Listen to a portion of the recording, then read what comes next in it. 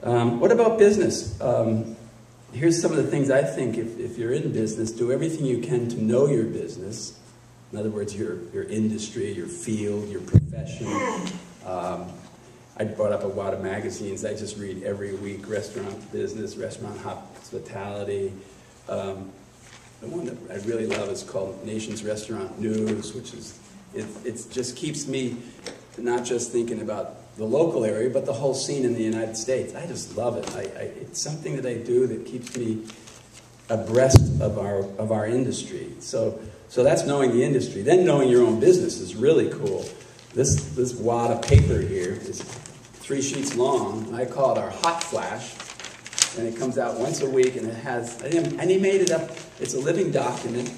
It's not Quicken Books or any of that stuff. And living document means I change it anytime I think it needs tweaking. And every Thursday, which is this afternoon, it gets into our mailboxes and tells us everything about the week that ended the prior Sunday night, which is pretty cool. So 4 days later, I know the food costs, labor costs, liquor, beer, and wine costs, the margins, their sales compared to the last 2 years of that week, and the 6-week trending, and the 3-year dates behind it. So, and I scan it and I have 2 pens, a red one and a green one. And I always do 2 greens and a red because I'd rather be more positive than negative. And I read it quick, it's almost formed now to the people that are above the average and doing well in the 6-week trending. And then the red one, I give them the word that they better shape up. Better shape up. Anyway, so I'll be coming through our office in Ashland at about 4:30 or something, and you can bet I'll park right at the door, grab this thing, and start reading it right before I pull out of the parking lot. So know your business is what I'm thinking of, because the numbers don't make it happen, but you make it happen, but the numbers tell you where you're going. If things are sliding or something, find out why, dig in. And boy, you can guess, we have 1,200 employees. We have our problems. I wish our staff was all as positive as these people in here. They were saying hello before we even got to them last night. They were so funny, so good. I was at a small little campaigning thing with Governor Lynch way back, over a year ago in Holderness. And irrespective of our political beliefs, I love to listen to him. And he came up with a simple statement there. He ran a furniture company called Knoll Furniture out in Midwest somewhere. Detroit or Cleveland, I forget. And, oh no, Grand Rapids, Michigan. He said the simplest business model I've ever heard in my life, and I took out I always have one of these in my pocket, and he said, meet or exceed your customers' needs in the most efficient manner. And I thought, how could you make something so succinct? Meet or exceed your customers' wants, sort of, or needs in the most efficient manner. And if you did that, you're home free. I thought that was cool. And how simple can it be? But the execution of it might be hard. You know, that's the next thing. Just flip the page. How am I doing? Good. I'm thinking of imaging and branding as a very important thing, and I really think that, you know, you come down to what is marketing, and there's all these cool cliches in the world. One is called, one I like is the 4 walls theory, meaning your business is really dependent on what you do, not your competition, in most ways. Nothing is absolute, but it's how you perform in the eyes of those that are either your customers or aren't for some reason. And you don't own your image, your brand or your image. Guess who does? It's in other people's minds. You don't own it. You're the custodian of it. You can polish that apple, but it isn't yours. So when somebody mentions a name of your business, and they either think about something warm and fuzzy, or maybe a negative experience, or even by association, somebody else's negative experience. So keep polishing the apple, knowing you're the custodian of your brand. Anything you can do to honestly enhance that image. Sometimes you have to tell people why they like your place. I can always remember a place called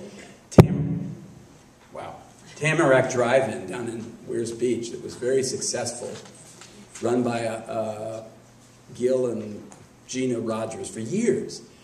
And when you go there, you'd see a line, and that's another thing called crowd mentality or line mentality. Everybody wants to go to the successful place. Sometimes they don't even know why. But if you drive by a restaurant, there's no cars there, and you've never been in that town, you probably won't pull in. So have all your help park out front at 4:30 and sit the people in the picture window. And as soon as it gets a little busy, have the employees move their cars out back, because then if you get too full. So it's like, it's just crazy, but it's so true. Because most people are followers, very few are leaders. So if you preset an aura of success, you're already off and running. Marketing. Oh, what is marketing? Excuse me? Okay. What is marketing? Marketing is not paid advertising. It's one of the components. But today, marketing is, first of all, do the right job and make people like you and let them be your marketers. Secondly, you know the huge change in marketing, and we're really into it. And that is, rather than the old-fashioned way, and I'm not sure who I'm offending when I say paid advertising is got to be creative at least. But there are other avenues, which is Twitter and Facebook and email and databases. Basically, the technology is so good that you can be much more responsive, spontaneous, current, target marketing, and the cost is so low. So if you don't know about it, get out there and find out about technology today. By the way, we have a new, shameless marketing, we have a new movie house, sort of like the Colonial. We do live and film down in Plymouth, and it's called The Flying Monkey, and this is the Flying Monkey. Whoops. So that's a flying monkey. There he is. Anyway, that's marketing, and we have fun with it, and I think Colleen's in here from Silvertech, and they help us with our website and our marketing, and it's great. Let me just close with one thing I think that's important to think about. The commodity I value most in life is pretty simple. It's time, T-I-M-E. It's the only one you can't trade, barter, hoard, steal, sell, give, and it's fleeting. What I just said a second ago is gone for life. And it doesn't mean live in fear of it, because you can play, sleep, eat, work, relax, read, but value that moment and those moments, and you'll be a more whole person. And the other thing is perseverance wins all games. And last night we brought up a statement that I said Yogi Berra said, and that was called, "You can never beat a man who never quits." If you think that's perseverance, that's the tortoise and the hare. But I was wrong. It wasn't Yogi Berra, it was Babe Ruth. And it hit me just about 5 minutes ago out there. I went, it wasn't Yogi. But think about it, you can never, so you'll always win if you persevere. Whether it's a football game or your business or your relationship, not that it's a battle. Thank you very much for hearing me out.